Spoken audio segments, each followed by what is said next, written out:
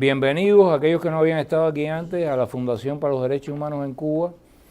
Hay algunos que nos han visitado, pero cuando estábamos en otra dirección, unas cuantas cuadras de aquí, y este es el nuevo local en el que hemos estado trabajando.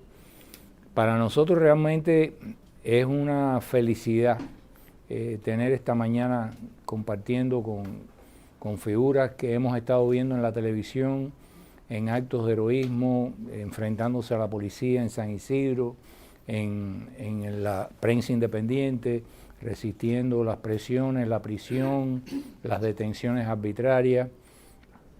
Y al fin tenemos por lo menos la ocasión de tener una conversación con ellos, de que ustedes puedan tener una conversación con ellos y de hacerle un humilde homenaje que no pasa más allá de una medalla y algunas croqueticas que le brindamos a los asistentes a esta reunión.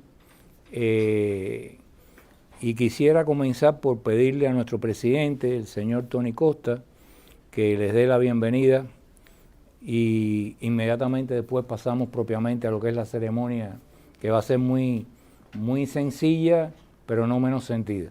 Tony, por favor. Bueno, bienvenidos a todos. Y para, Siéntate. Estoy creciendo todavía. Para nosotros es un honor y una gloria tener aquí a Quiñones y a Orquídea Ruiz, a Omar. A mi edad ya las cosas se olvidan los nombres. Yo no puedo expresarle bien la emoción de tenerlos aquí y de poder compartir con ustedes y que ustedes compartan con nosotros lo que pasan día a día los cubanos, el pueblo en general, porque eso nos hace podernos concentrar mejor en los problemas para hallarle las soluciones. Y la solución definitiva, que es la libertad y la democracia en Cuba. Así que estamos aquí para respaldarlo a ustedes y todos los demás que en Cuba hoy están luchando por esos ideales. Bienvenidos a Miami, bienvenidos a la Fundación para los Derechos Humanos en Cuba. Adelante. Muchas gracias. Okay.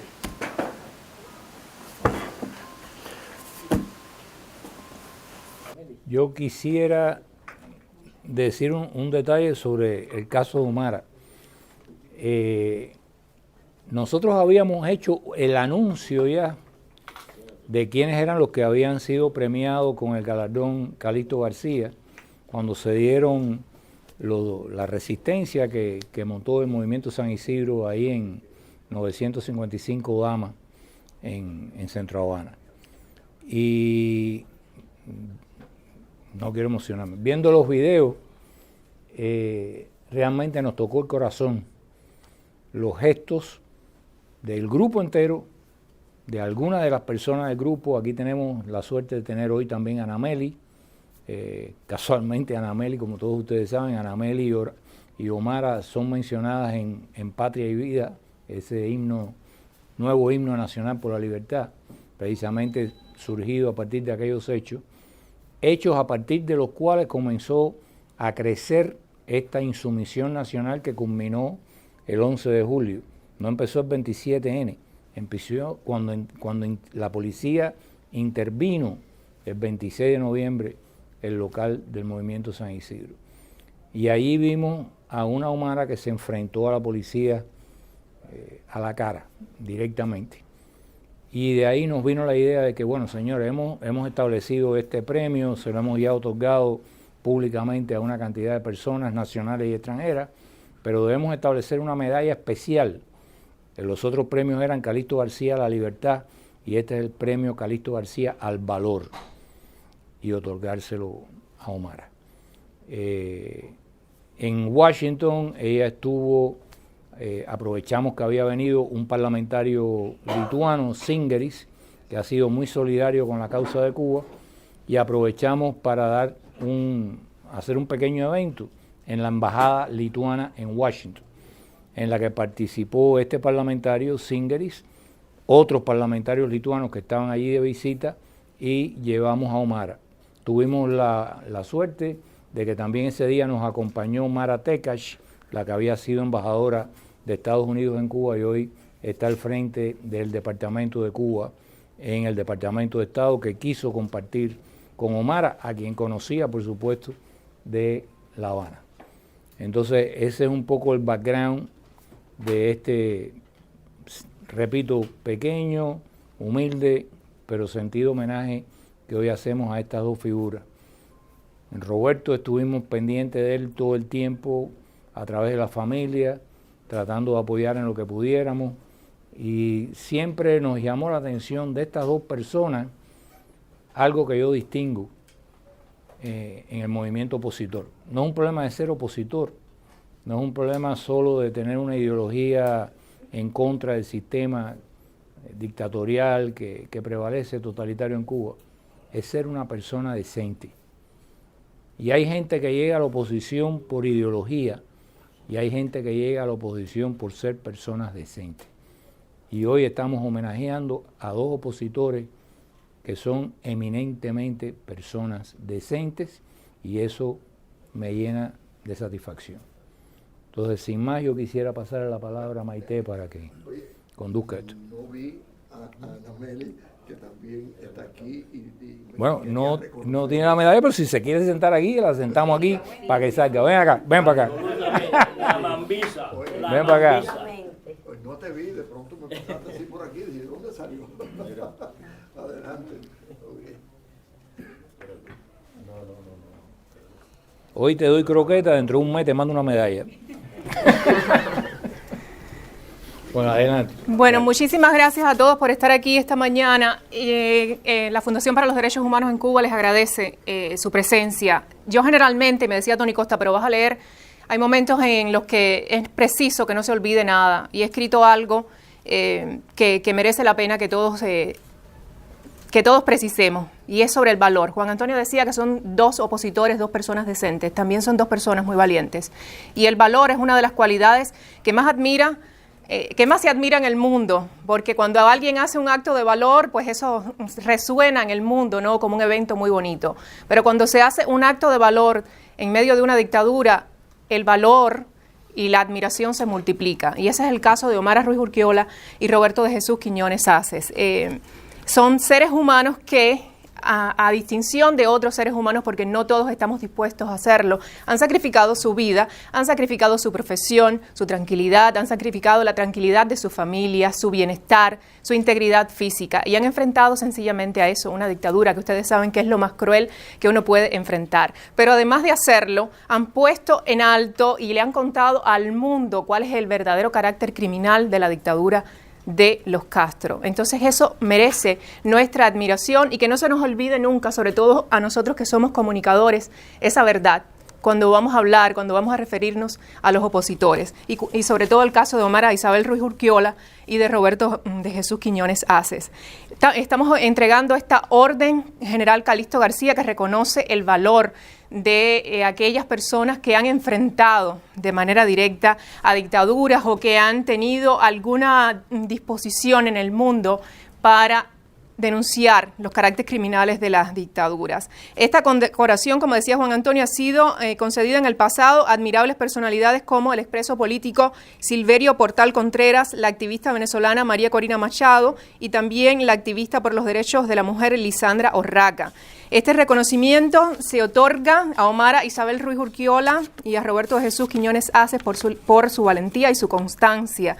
Ellos son personas que no solamente se han enfrentado, sino que han tenido un enfrentamiento sostenido durante mucho tiempo. No es que hayan hecho un acto de valor, un evento que nos haya llamado la atención, sino que han dado el pecho.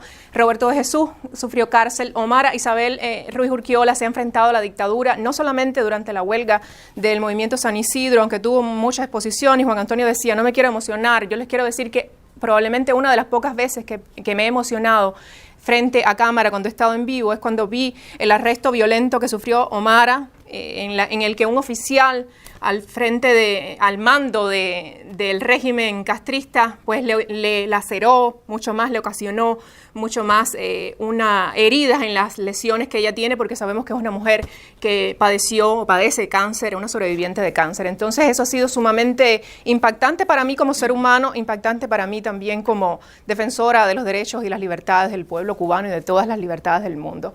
Yo no quiero dilatar más esto, yo quiero pedirle a la señora compañera María Elena Costa, ella es bisnieta del general Calixto García, que entregue la orden por la libertad y por el valor a Omar Isabel Ruiz Urquiola.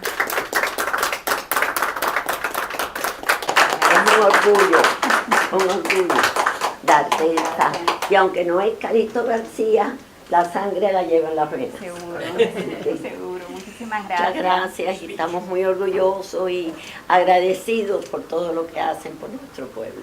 No, a ustedes por el respaldo. O sea, vamos a pensarnos siempre como un pueblo que está esparcido, prácticamente somos un pueblo peregrino.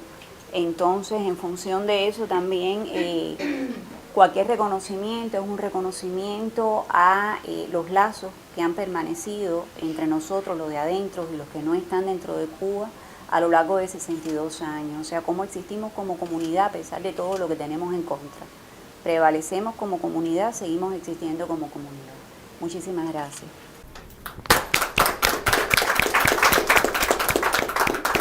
Este fin de semana, desafortunadamente, otro hombre valiente se fue de este mundo sin ver a Cuba libre, y es el periodista independiente, poeta, escritor, un hombre muy valiente y creador, fundador del movimiento del periodismo independiente en la isla de Cuba, Raúl Rivero.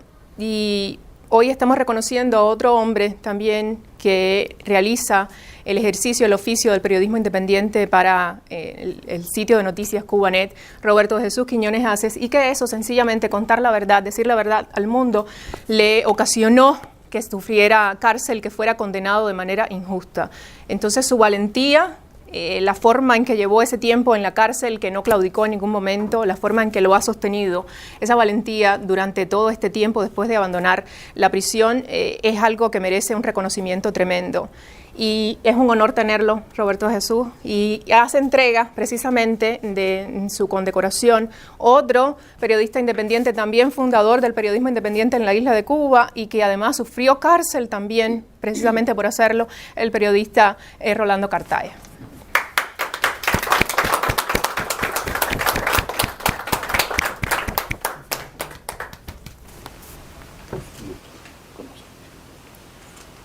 Bueno, para mí es un honor que Cartaya me haya dado la medalla, porque desde hace muchos años lo he escuchado por Radio Martí y hemos conversado, hemos intercambiado opiniones, y quiero decirle que yo me siento en una posición un poco extraña, ¿no? Porque que me den esta medalla en un lugar donde ha habido hombres que estuvieron 20, 25 años presos y no claudicaron. Yo a veces me pregunto, ¿y qué es un año de privación de libertad, que sigue siendo duro? Un día de privación de libertad para un hombre, para cualquier ser humano es duro. Pero ¿qué puede ser un año de privación de libertad comparado con esos tantos años de esos hombres que cuando vi la película Plantados, que ya yo tenía referencia de cómo había sido la vida de esos hombres? Realmente es muy difícil para mí aceptar la medalla y pensar en esos hombres que la patria ha estado aquí respaldada y ha permanecido gracias a su interés. Entonces, para mí también es un honor estar aquí con ustedes y les agradezco muchísimo. He recibido una solidaridad enorme. Yo no la conocía en la prisión, porque las pocas visitas que pude recibir de mi esposa, que está aquí, y que también ella tiene estas medallas de ella, y de mis hijos, Roberto José, que por ir a Washington a clamar por mi libertad, dice la seguridad del Estado que no puede entrar jamás a Cuba. Y a mi otro hijo, Carlos Rafael, que vive en Orlando, que lamentablemente no ha podido estar acá. Pero hay muchas personas que me apoyaron y que no las olvidaré jamás. Y sobre todo ustedes, hermanos del exilio. Muchas gracias.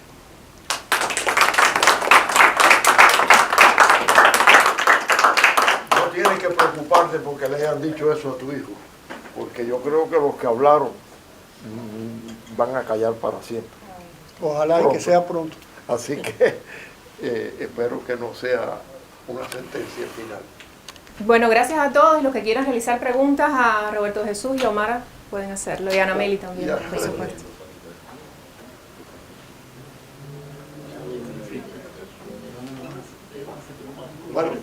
quisiera, yo muchas veces trato de imaginarme cómo se siente uno preso en una cárcel cubana. Pues nosotros... Yo creo que es mejor ahí, mira. Oye. Sí, para que conteste. Vamos. Oye, ¿cómo se siente uno en una cárcel? Yo trato de imaginarme lo indefenso, no hay nadie que te defienda, que tienes todas las de perder. ¿Cómo se siente uno y cómo se mantiene el espíritu de rebeldía ante esos crímenes? Mire, antier o antes de antier yo leí, no recuerdo ahora quién fue que dijo la frase, pero que es muy cierta, que una vez que uno conoce la libertad, es muy difícil tratar de cambiar su forma de ser, etc. Yo he tenido, no digo lamentablemente, porque las 2 etapas de cárcel mía en la cárcel, desde el 2 de julio de 1999 hasta el 12 de agosto del 2003, involucrado en la comisión de un presunto delito común, como ahora también que me acusaron de un delito común. Las condiciones de la cárcel cuando yo entré ahora no han variado absolutamente. Al contrario, la cárcel de Guantánamo está peor que como estaba en el 99. La comida es realmente, vaya, no tengo calificativo, la cantidad de veces que no pude comer, porque era indecente comerse aquello. Entonces, es la presión constante de los guardias, y en el caso de las personas que somos calificadas como CR, que es el rótulo que ellos le ponen, contrarrevolucionario, pues tenemos que enfrentar situaciones muy diferentes a los presos comunes. Son muy difíciles. Si te priva, si en el caso, lo que la experiencia mía, cada vez que salía publicada alguna noticia, alguna información, pues entonces eso significaba que ya a mi esposa no le quitaban la visita, me privaban de las llamadas telefónicas. Los reclusos comunes reciben la oportunidad de 3 llamadas telefónicas a la semana, a mí me daban una llamada telefónica, 15 minutos como máximo, con la vigilancia de un guardia al lado mío, escuchando todo lo que yo hablaba. Wow. Y realmente fueron situaciones muy difíciles. La visita la tenía que efectuar en el edificio administrativo, que en el caso de la prisión de Guantánamo está fuera del recinto carcelario. Y tenía que pasar por la humillación de desnudarme, de ser revisadas todas mis pertenencias y de ser privado de algunas de ellas, como en ocasiones me quitaron libros y otras cosas que me traían y que tenían que ser devueltas a mi casa, porque ellos no permitían eso. Fue un año muy difícil. Yo creo que yo lo estaba contando ahorita, que cuando yo llegué a mi casa el 4 de septiembre y yo me vi por primera vez en un espejo, yo me quedé impactado. Yo pensaba que yo tenía una enfermedad maligna y bueno, me he recuperado un poco porque yo no he sido nunca un hombre de mucho peso, ¿no? Pero me he recuperado. Pero ahí están las fotos en internet de cómo era yo antes de ingresar a prisión y de cómo salí. Y eso nada más que es el efecto de la pésima alimentación de la prisión. Y ellos tuvieron la desvergüenza, el segundo jefe de cárceles y prisiones de Cuba, teniente coronel, si mal no recuerdo, Oreste Ávila, en un programa que dirigía este otro señor, Humberto López, Hacemos Cuba, de decir que en las cárceles cubanas se cumplían todos los requerimientos. Realmente, yo no tengo palabras para calificar la desvergüenza ya que tienen los dirigentes cubanos. Han vaciado de contenido hasta el propio idioma nuestro. Ya ellos hablan de libertad, hablan de democracia, de Estado de Derecho, y le han quitado todas las esencias a esas palabras. No se respetan para hablar en esos términos. Y no sienten vergüenza, no sienten vergüenza. Lamentablemente nuestro país ha caído en una situación muy extrema, muy difícil para todos los cubanos, para los que están en contra mucho más, pero también para el cubano común, que alimentarse hoy en día en Cuba es ya una odisea. No tengo palabras para explicarle cómo es una situación muy desesperante. Es vergonzoso que el gobierno cubano haya gastado, yo no sé, ustedes me podrán decir, yo no sé porque acabo de llegar acá, yo no sé cuánto puede costar un Hyundai nuevo. Ellos compraron 800 o 800 Kia, no sé, que son autos de Corea del Sur, según tengo entendido. Vamos a suponer que costaran $10.000. 800 por $10.000 me parece que es una cifra sumamente respetable. En un momento en que Cuba está en crisis económica, que se están muriendo las personas por falta de medicamentos, y están construyendo hoteles para el turismo y hace más de 2 años que no le venden cemento a la población. Es una situación realmente inconcebible y dicen ellos que aman al pueblo cubano. No solo eso, ni comida tampoco. Roberto, una pregunta, usted que acaba de venir de Cuba, también es para Anamelis y para Mara, por supuesto, pero usted que acaba de venir de Cuba, ¿cuál es el ambiente con el tema del 15N? ¿Usted cree que la gente va a poder salir a la calle pese a toda la represión, las citaciones, el asedio, los ataques en la prensa? O sea, ¿cómo usted lo ve en este momento en medio de lo que está pasando? Bueno, mire, yo quisiera también que hablara... Sí. Yo no le dije a usted, pero como usted viene de Cuba ahora mismo, quería saber. Porque ellas también pueden aportar mucho, sobre todo de La Habana. Yo lo que conozco de Guantánamo, y en La Habana está más fuerte el movimiento de oposición que en Guantánamo. Yo pienso que puede pasar lo siguiente, que 3 días antes detengan a Junior y a los principales muchachos que se han hecho dirigentes visibles, a este muchacho de apellido Espinosa de Cienfuegos, al doctor Guerra allá en Holguín, y a otras personas que están bien identificadas por las redes como líderes de la llamada a la marcha del 15 de noviembre. Y entonces ellos se presenten en la televisión diciendo que lo han hecho para evitar que ese día haya violencia, etcétera, etcétera, etcétera. Ya casualmente también escuché ayer o leí ayer que la provincia de La Habana decretó que el 15 de noviembre empieza la jornada de la defensa en la capital. ¿Y los niños de la escuela? Ese día también pusieron en la inauguración del curso escolar. Va a ser un día muy difícil, pero a mí me parece que va a ser un día también muy significativo. Quiero decirle que en Guantánamo conozco que han repartido maderos con puntillas. Esto que le estoy diciendo no es mentira. Y conozco también que han soltado reclusos con la libertad condicional adelantada para que participen como fuerza de choque contra los posibles manifestantes en Guantánamo, con la instrucción de que golpeen y que no se preocupen si hay heridos ni si hay muertos. Así me lo ha confesado a mí, casi entre lágrimas, una persona que yo conocí en la prisión de Guantánamo, poco antes yo de ir para La Habana. No sé qué va a ocurrir, hermano, no sé qué va a ocurrir, pero ojalá que no haya violencia como la que hubo el día 11 de julio, pero me parece que va a ser difícil. Mara, Banamel, ¿qué usted piensa? A ver, yo creo que es muy difícil saber lo que va a pasar ese día. Habla un poquito alto para que... Sí, por favor. Lo que va a pasar ese día no sabemos, ¿no? Pero sí sabemos de lo que ha sido capaz hasta ahora el Estado cubano para mantener el poder. Sabemos las fotos que han estado saliendo de la gente con los palos, de los ejercicios de la defensa. Sabemos que el Estado cubano ya nos ve como su enemigo, al pueblo. Pero también sabemos que hay muchos familiares de las mismas personas que están presas, que ya son cientos, que están dispuestos a luchar por su familia. Es decir, hemos estado en contacto con esas madres, con esas hermanas, con esos sobrinos, con las novias.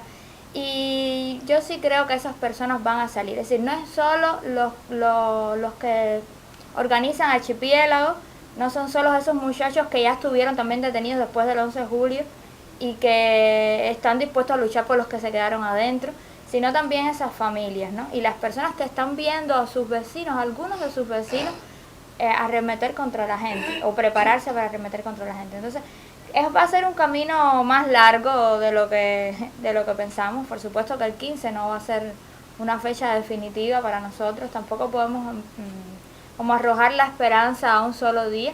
Pero sí creo que hay un camino de no retorno porque ya se ha tornado insostenible la vida en Cuba. No solo por todo lo que Quiñones acaba de decir, sino por esa cantidad de represión, por esas calles militarizadas, porque se ha tornado difícil respirar. Y eso se nota no solo dentro de Cuba, es que se nota afuera. Es decir, todas las personas, los cubanos que estamos fuera, estamos viviendo al ritmo de esa misma represión y de la resistencia que se puede hacer esa represión. No, Omar, por favor. Que después quiero hacer otra pregunta, pero... Siempre va a haber que esperar al día. Siempre va a haber que esperar al día 15, o sea, pero aquí hay determinados factores que tienen que estar en la ecuación. Tenemos que medirlos todos. Yo creo que en primer lugar y el más poderoso de todos es que hay unas generaciones o varias generaciones nuevas de sectores que no se habían incorporado antes de la manera frontal en que lo están haciendo ahora. Personas que tienen sus trabajos con el Estado, que han perdido mucho, o sea, ya no solamente somos 3 o 4, sino hay una masa que está poniendo en riesgo todo lo que tiene, que viven en la ciudad capital, que han tenido reconocimiento profesional, que han viajado, ya no somos tampoco, y todas esas personas están dispuestas ya, no solamente dispuestas, sino que han generado una plataforma que además tiene una cualidad muy singular. Esa plataforma no solamente es para los cubanos de adentro, es una plataforma para los cubanos. Ya está por encima de los 30.000 miembros. O sea, en esa plataforma se discute hasta el proyecto de país que todos, el consenso al que tenemos que llegar en puntos generales para ese país, para ese Estado de Derecho que queremos alcanzar. Hay factores muy nuevos. Hay además una crisis que es sistémica de más de 6 décadas.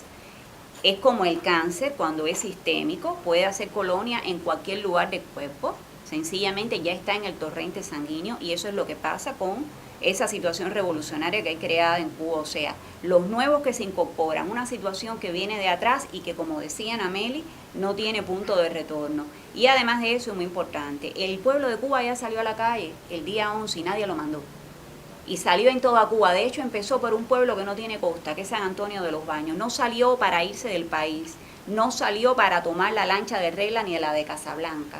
Salió por sus derechos y lo dijo bien claro, en castizo, todo el mundo lo pudo entender. Entonces, ya el mundo vio eso y si no hay una postura combativa de la comunidad internacional, al menos hay una postura de observación. O sea, ya no está tanta gente dando dinero, arriesgándose a hablar bien de la dictadura cubana, sino que hay una cierta parsimonia hasta ver qué es lo que pasa. No creo que el día 15 se vayan a resolver todos nuestros problemas. No lo creo, porque además hay condenas de 30 años en la palestra para gente que solamente salió a gritar ni siquiera con un cartel. O sea, hay una situación represiva nunca antes vista, también ya sistémica y con una expresión masiva.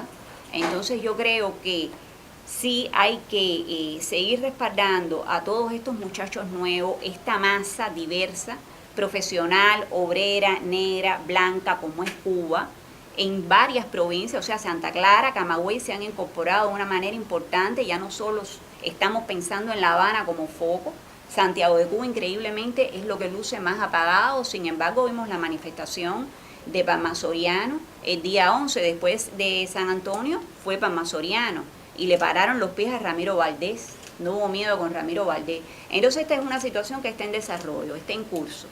Hay que seguir mirando, obviamente participando de las maneras en que todos podamos. Creo honestamente que el 15 no se resuelven nuestros problemas, pero el 15 sí tenemos que demostrarle al mundo que existe la voluntad de resolver los problemas. Que seguimos en la pelea. Eso es, yo creo que más que mirar perspectivamente y hacer planes y hacer elucubraciones, se trata de ver qué podemos hacer. O sea, objetivamente, ¿qué podemos hacer? ¿De qué manera podemos incorporarnos? Ahí es como lo veo. Predicciones ahora, me parece que no es el momento. Hay una pregunta que yo quiero hacerles a los tres, de una forma u otra, para, ante todo, el respeto, la consideración y sobre todo la admiración a cada uno de ustedes. Tú hacías un llamado a la unidad hace poco a través de un Facebook Live que hiciste. Y yo me ponía a pensar lo fácil que es muchas veces desde la comodidad de un aire acondicionado, de una oficina o de una casa en Miami Beach, exigirle opinar o sencillamente denigrar el trabajo que se hace desde dentro de Cuba, ya esté bien hecho o no desde la perspectiva de alguien que está en otro país. Desde el punto de vista de ustedes, ¿cuál es la fórmula para lograr la unión y que aquellos que de una forma u otra no están de acuerdo o tienen diferencias con lo que se hace dentro de Cuba puedan respetar al menos la valentía de quienes lo hacen y se unan en un esfuerzo común? Ya vendrán momentos de las diferencias, podamos discutirlas. Creo que usted mismo se respondió. El respeto. El respeto. La base de la convivencia es el respeto a nuestras diferencias. Ya somos un pueblo que incluso en estos 62 años ha aprendido a caminar más allá del elitismo, por ejemplo, de visiones clasistas estrictas, porque la necesidad nos ha obligado a depender unos a unos de los otros. Un pueblo mestizo, un pueblo con cada vez menos prejuicios, el respeto. Yo te diría que la base de poder caminar hacia una realidad diferente es el respeto. Ana. Yo creo que, es decir, yo recuerdo una directa que hicimos no hace tanto. Ahora voy a hacer Omar, yo, perdón. Yo a veces me exalto, pero bueno, estoy hablando de no. Hicimos una directa no hace mucho también, donde, bueno, la empiezo yo, pero después entró Carolina Barrero, que bueno, sigue estando presa en su casa hace meses ya. Y Omara también entró en la directa. Y ahí decíamos una cosa que yo después me he quedado pensando y vuelve una y otra vez. Es decir, la cuestión de la responsabilidad. Es decir, esto es algo que, es decir, es un camino difícil, es un camino al cual no puedes entrar por embullo o por moda, aunque se ha vuelto moda y eso también es bueno. Yo creo que hay una responsabilidad primero individual de ver hasta dónde tú puedes, quieres, necesitas llegar. Y eso puede generar, no sé, expectativas, pero también disgusto en personas que esperan algo de ti que tal vez tú en un momento no puedes dar, o no crees que es el momento, o crees que o quieres ir por otro lado y no todo tampoco puede ser una cuestión pública.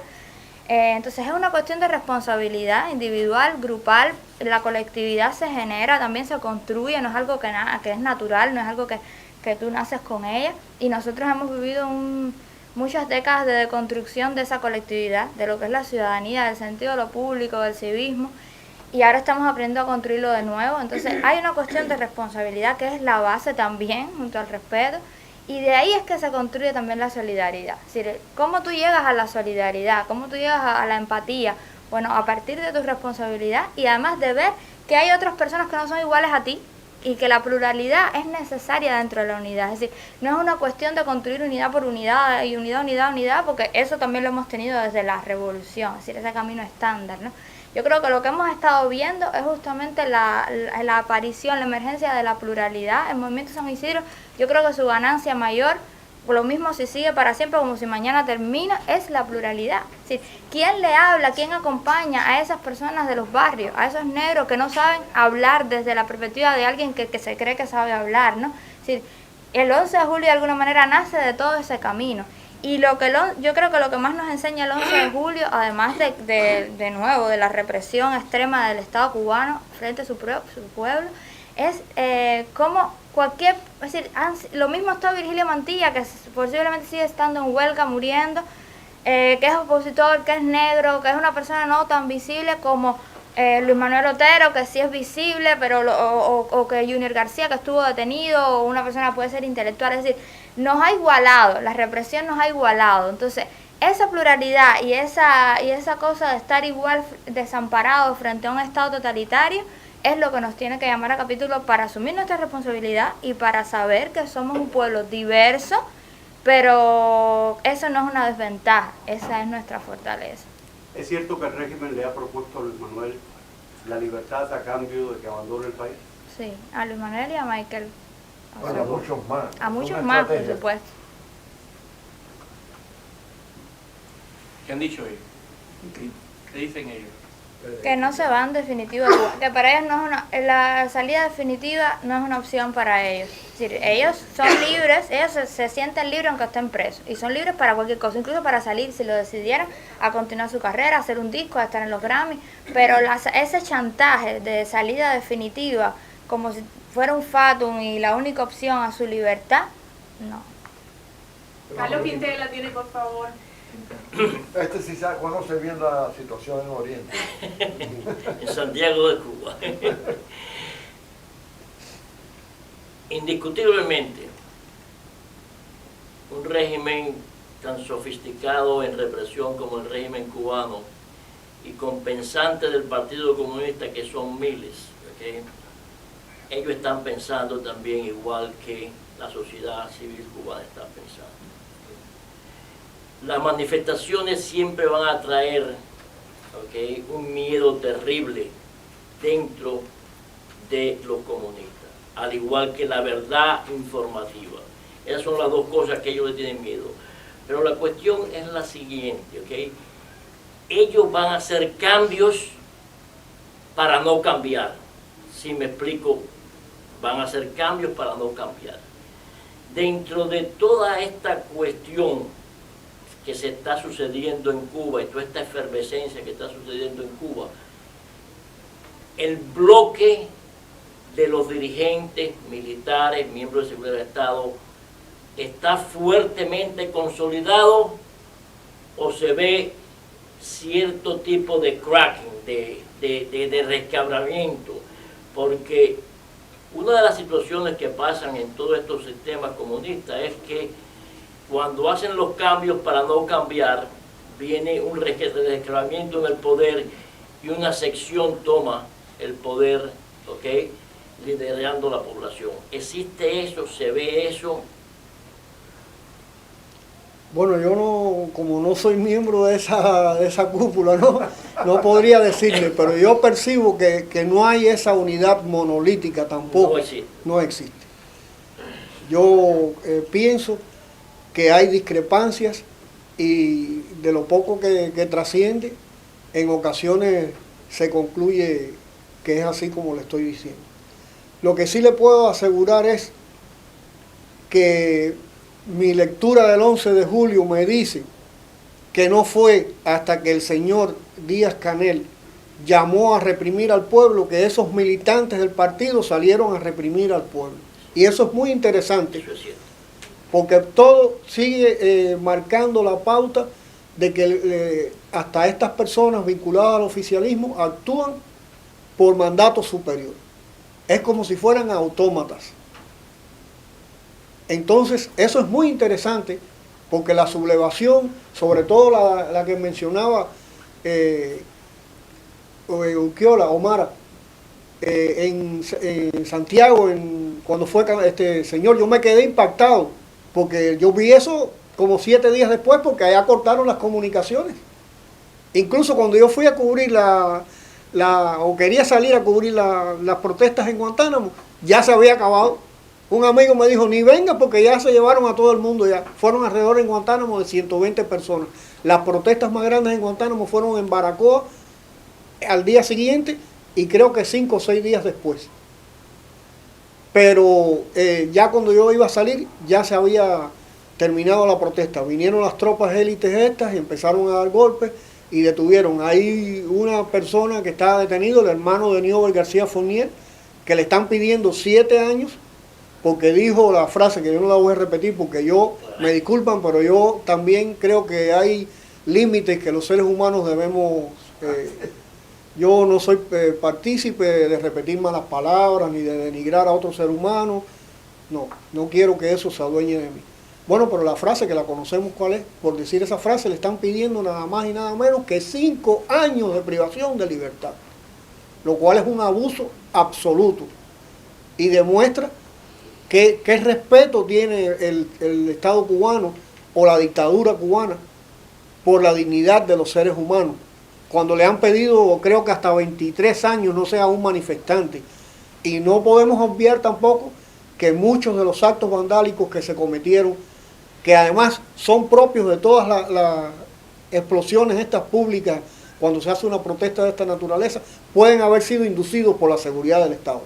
Yo estoy seguro de que ahora también ese peligro existe, que pueden colarse grupos paramilitares dentro vestidos de civil dentro de los manifestantes para denigrar a los manifestantes y después sacar entonces a Humberto López y a todos los testaferros estos del castrismo diciendo, miren el carácter pacífico de la manifestación que convocó Junior García.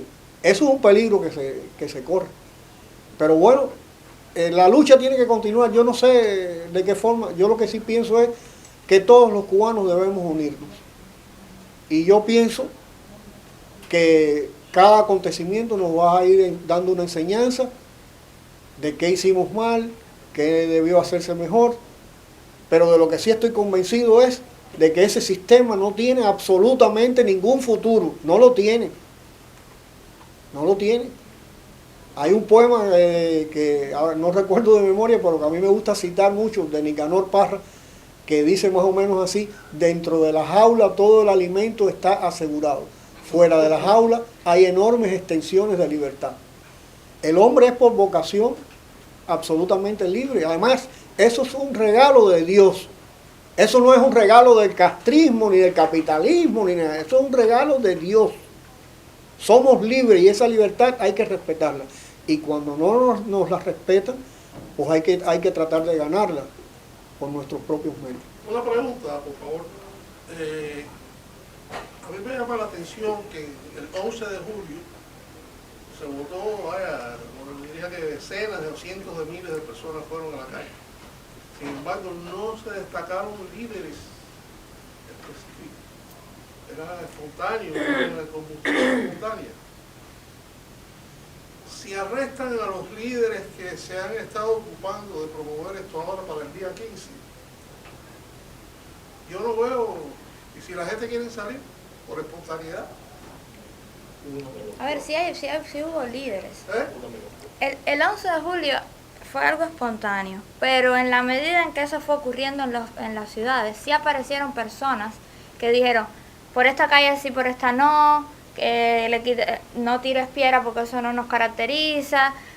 Sí, hubo quien sacó en Bejucal, yo siempre recuerdo la de Bejucal porque a mí me encantó cómo el laico saca a la Virgen a la calle y dice, bueno, vamos a rezar. Es decir, los líderes son, de manera sencilla, personas que en un momento determinado asumen esa y dicen por aquí, no, por acá. Es decir, hay que quitarle un poco la cosa del líder. Personas ordinarias que hacen hechos extraordinarios. Y a veces no tan extraordinarios. Es decir, a veces sí, en un contexto tan complicado como el cubano, cosas que debían ser normales y no lo son. Y entonces simplemente asumen ese rol, aunque después vuelvan atrás, esas personas están presas. Es decir, esas personas son víctimas, pero también son agentes de cambio. Y a esas personas hay que darle el lugar que tienen. Entonces, yo creo que puede pasar lo mismo en cualquier momento. Creo que la manera en que ha organizado Archipiélago es inteligente por eso también. Porque aunque han avisado, pero es que en Cuba prácticamente todo se sabe, si la seguridad del Estado controla las mismas comunicaciones hasta privadas de la gente, y han realizado un camino donde han expuesto el sinsentido del sistema, pero también han expuesto la capacidad que puede tener el cubano en medio de la precariedad, de organizarse, de ir llamando en provincias diferentes a la resistencia, de usar hasta incluso los canales que se sabe que no funcionan del totalitarismo, pero son los canales que existen, entonces ellos también van por ahí. Y yo creo que eso va a ocurrir. No sé si va a ocurrir el 15, pero va a seguir ocurriendo, que la gente va a seguir validando sus derechos. ¿Cómo puede marcar la diferencia? Tanto la huelga en San Isidro como las protestas fueron posibles que el mundo las viera por la tecnología. El proyecto presentado por varios senadores de la Florida y otros estados de Patria y Vida para tratar de que el régimen no pueda hacer el corte de internet hasta donde pudiera de una forma u otra marcar la diferencia en ese espíritu del cubano de hoy por hoy que ha despertado y ha dicho ya, ha salido a la calle. Ojalá que eso, perdón, que hubiese aquí la voluntad política suficiente, como para llegar a ese punto. Pero sí te digo, llevo ya unos meses aquí, más de lo que pensé en un inicio, bueno, por el tema de mi salud. Sí te digo que es un camino que va con una temporalidad que no es proporcional a la temporalidad con que se está moviendo la sociedad civil cubana y se están generando los acontecimientos. Y eso es tremendamente negativo. O sea, hasta dónde realmente es viable tecnológicamente, hasta dónde es viable la posibilidad de conseguir los fondos, si eso es viable tecnológicamente, hasta dónde entonces el gobierno norteamericano pudiera dar el respaldo legal que necesita la implementación de esa estrategia tecnológica. Entonces, en Cuba se están sucediendo las cosas de otra manera y estamos, como decimos en buen cubano, en cuero con las manos en los bolsillos. Nosotros estamos terriblemente mal, esa es la realidad. Entonces ellos ya probaron. Después del 27N ellos no lo hicieron. Se asustaron, el mundo entero estaba mirando, está la prensa extranjera, ellos ya probaron, ya saben que es por ahí, ellos quitan la internet. Ahora yo, honestamente, yo no veo del lado de acá, más allá de una proyección que da a parecer una proyección de campaña electoral, yo no veo la realidad de esa voluntad política yo no la colectiva, veo, claro. Yo no la veo, te lo digo, he estado observando, he estado escuchando la explicación de la vialidad tecnológica de esa implementación donde está, porque yo también he consultado especialistas y hay quien sostiene que no es posible sin el anclaje en tierra, por ejemplo. Entonces tampoco vamos a prometer algo que no se puede, algo que no es viable tecnológicamente, que no es viable políticamente, porque los que estamos adentro estamos en medio de una precariedad absoluta, entonces no vamos tampoco a llenar los ojos de los que no pueden ver. Yo quiero hacer un yo no aprendo inglés, se me olvida el español, así que ahorita me quedo mudo. Decir algo y después hacerle una pregunta. Oído decir que esta nueva noviembre 15 no va a ser el final. Y yo jamás diría eso, porque el final de verdad nadie sabe cuándo llega. Y si le vemos los ejemplos de la Unión Europea, cuando mataron a Chichenko, se me olvida el nombre del país, nadie pensaba que eso iba a pasar. Eso era, todo el mundo estaba aplaudiéndolo 2 semanas antes en la plaza. Así que yo le diría, no va a pasar. Dejen todas las posibilidades abiertas, porque eso, yo creo que nosotros nunca debemos limitarnos mentalmente. A mí eso me ha ayudado mucho en la vida y lo recomiendo. Lo otro es que nosotros hemos hecho mucho hincapié en ayudar dentro de Cuba, como ustedes pueden saber. Pero también hemos hecho mucho esfuerzo, por ejemplo, que el Parlamento Europeo se pronuncie a favor y que el Departamento de Estado y que ahora el Congreso de los Estados Unidos. ¿Cuán importante es eso a la gente que está adentro y vean ese respaldo? Mentalmente, el proceso de tengo respaldo, estoy solo, ¿cómo se maneja esa noticia? Totalmente importante, es decir, es medular. Y no es una cuestión de quién va a resolver el problema de Cuba, no van a ser los cubanos, no. Se sabe que los cubanos vamos a resolver el problema de Cuba y seguiremos por ahí para allá. Pero el desamparo a veces al interno es tan grande, es decir, estamos hablando de un sistema que ha controlado todo, el sistema judicial, las universidades, la salud, todo, es decir, todos son brazos de alguna manera del castrismo, funcionan como filtros y han codificado el tejido social en Cuba, ¿no? Entonces es muy importante, yo creo que se ha hecho un trabajo y hay que seguir validando ese camino de trabajo con las organizaciones internacionales, con los gobiernos, con estas cosas de los parlamentos, en el caso de la Unión Europea y demás, con Estados Unidos incluso. Es decir, no podemos dar por sentado que ya entendieron, porque el mundo no funciona según esos códigos. Entonces no nos podemos cansar de explicar la particularidad del caso cubano, hablar con la gente. Yo creo que ha sido muy importante también los cubanos que están en el mundo, no solo acá, es decir, aquí la comunidad es enorme, pero en otros lugares que habían comunidades grandes y no se estaban, es decir, se habían como retirado, era como, bueno, ya, que pase lo que sea, yo necesito vivir, y estaban saturados. y han vuelto a la pelea. Yo creo que eso ha sido la diferencia también. Incluso hay personas que empezaron simplemente a apoyar en las calles y ya se han constituido en organizaciones en esos países, en muchos países del mundo, y están haciendo la diferencia en esos países usando las herramientas que esos países democráticos les dan y que en Cuba tal vez no se pueden usar. Entonces, creo que ha sido como una articulación, primero espontánea, pero que ya está dando su fruto y creo que va a seguir dando su fruto a largo plazo. Es decir, ya la nación cubana no está solo dentro de Cuba, está por el mundo y eso puede ser muy bueno, hay que saberlo usar, ¿no? Esa es la respuesta. Bueno, yo quiero también decirle que oyéndolo ustedes tres aquí hoy, para mí ha sido, me ha iluminado y me ha dado fe en el futuro. Porque uno piensa, bueno, la gente de Cuba no sabe nada, no saben lo que pasa, no saben qué hacer. Oyéndolos a ustedes, oye, cualquiera de ustedes podía ser presidente mañana. Ana Meli. Ok, hay esperanza, hay material en Cuba.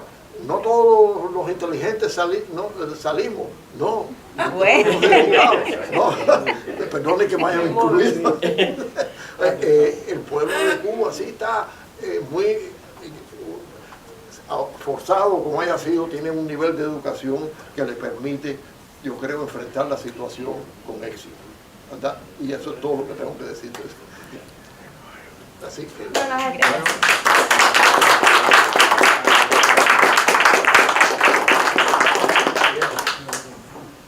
Bueno, muchas gracias a todos los que estuvieron, gracias a ustedes, gracias por la valentía, gracias por todo lo que han hecho por la libertad de Cuba y siguen haciendo, y ojalá que la próxima vez que nos volvamos a ver sea para celebrar juntos una Cuba libre y próspera, como dice Tónico.